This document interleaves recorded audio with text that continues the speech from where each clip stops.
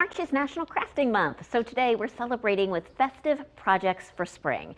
Amy Latta is back to help us get crafty with carrots and bunnies this morning. Book page carrots. I didn't know what to expect. I'm like, book page carrots, but what a fabulous idea.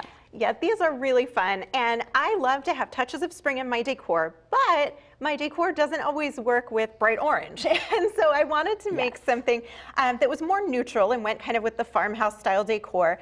So you can see the carrots over here on the bottom tray. And I love crafting with all kinds of book pages and paper, all kinds of paper crafting. So this is a really quick and inexpensive, easy project that anybody can make. Okay, get us started. What do we do? Sure thing. So first you're going to need some book pages, and if it hurts your heart to rip up your books, go to Goodwill. Sure, I go to the thrift store, yard sales, get books you don't actually want to read and pull the pages out. And then you're just going to roll the page into a cone shape. And then I used adhesive tape to secure the end so it doesn't come open. Okay. Now we're going to fill this with something called poly pellets. Now you could use rice or beans, that kind of thing. I really like these poly pellets, and they're just these little clear plastic beads, and they fill it up and give it some weight. So it's like a stuffing, but not fluffy. Exactly. Okay. Yeah. It gives weight to it as opposed to what the stuffing would do. And I got a little too much filler there. So then all you're going to do is take some artificial greenery, and you can use, any kind of these little leaves or toppers, anything that looks like the top of a carrot. And you're going to pull off a few, stick them down in here. So easy. Yep, so easy. And then we just twist off the top, and then we tie it with jute or twine, and we have our little carrot. It's so simple and so sweet. Yes, it is. Gosh, And I broke the carrot. It's totally okay. Simple. It's so simple for some of the Amy's in the room.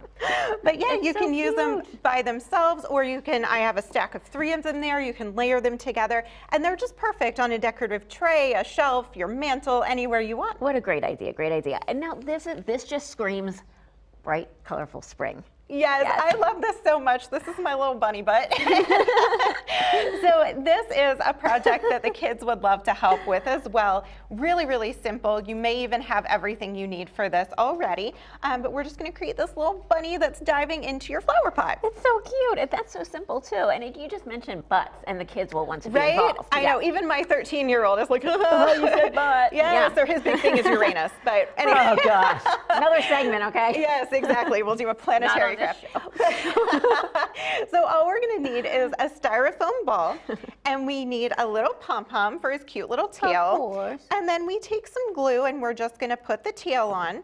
And then the next step is going to be to create the feet. So I've already pre-cut these out of felt, but I just took white and pink felt. I cut the little foot shapes. If you want to get really detailed, you can put little baby pom-poms on there for his little toes. And then we just glue these onto the styrofoam ball. So it's just 3 little things on there, the tail, the 2 feet, and then I take a craft stick here, popsicle stick, and you can just push it up into the styrofoam ball, and now you have your little bunny tail. Crazy easy. And you could like keep a plant all year round and just keep sticking different animal butts in it. Totally for different holidays, like Santa's tush could go in there, or reindeer, now I have a new project. Yes, leprechaun butt. So you just stick it down in your planter, and it looks like he just dived in head first. What a great idea. You're going to be back in the next half hour with even more fun spring crafts. And of course, you can go on Amy's website at any time to check out more ideas. Thanks, Amy. Sure.